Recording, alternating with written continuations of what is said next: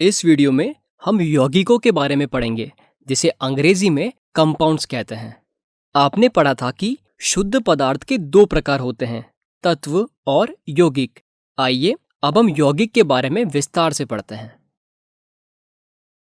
एक यौगिक दो या दो से अधिक तत्वों से बना एक पदार्थ होता है जो रासायनिक रूप से एक दूसरे के साथ एक निश्चित अनुपात में संयोजन करता है।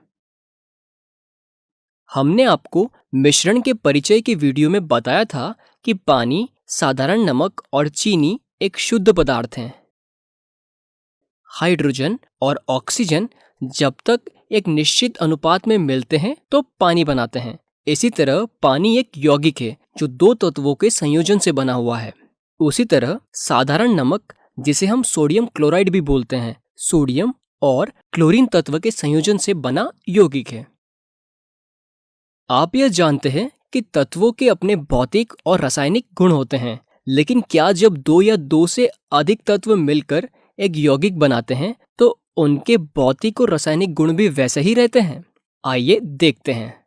उदाहरण के लिए अगर हम पानी को देखें तो वह हाइड्रोजन और ऑक्सीजन गैस का एक यौगिक है, लेकिन क्या पानी कमरे के तापमान पर गैस की अवस्था में है? नहीं ना।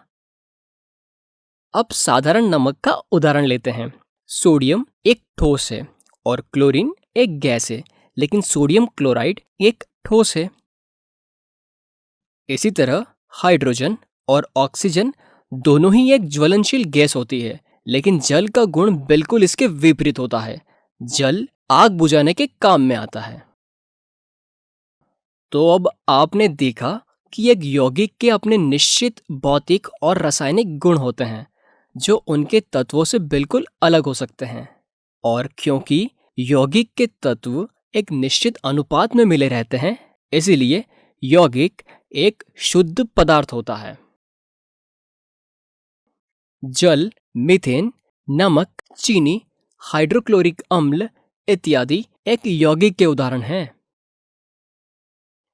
क्या अब आप एक मिश्रण और एक यौगिक के बीच में अंतर बता पाएंगे? आइए देखते हैं। इस सारणी में एक तरफ मिश्रण दिए गए हैं और एक तरफ यौगिक। पहला, तत्व या यौगिक केवल मिश्रण बनाने के लिए मिलते हैं, किंतु किसी नए यौगिक का निर्माण नहीं करते हैं। इसके विपरीत तत्व क्रिया करके नए यौगिक का निर्माण करते हैं। मिश्रण का संगठन परिवर्तनीय होता है, जबकि एक नए पदार्थ का संगठन सदैव स्थायी होता है। मिश्रण उसमें उपस्थित घटकों के गुणों को दर्शाता है, जबकि यौगिक में नए पदार्थ के गुण पूरी तरह से भिन्न होते हैं। घटकों को भौतिक विधियों द्वारा सुगमता से पृथक किया जा सकता है, जबकि यौगिक में घटकों के केवल रासायनिक या विद्युत रासायनिक प्रक्रिया द्वारा ही पृथक किया जा सकता है। तो अब तक आपने देखा पदार्थ दो प्रकार के होते हैं, मिश्रण और शुद्ध पदार्थ। मिश्रण भी दो प्रकार का होता है, समांगी मिश्रण और विषमांगी मिश्रण। विलयन एक समांगी मिश्रण है और निलंबन और कॉलॉइड विषमांगी मिश्रण है। उसी प्रकार शुद्ध पदार्थ दो प्रकार के होते हैं, तत्व और यौगिक। धातु, उपधातु और अधातु, ये सभी तत्व होते हैं।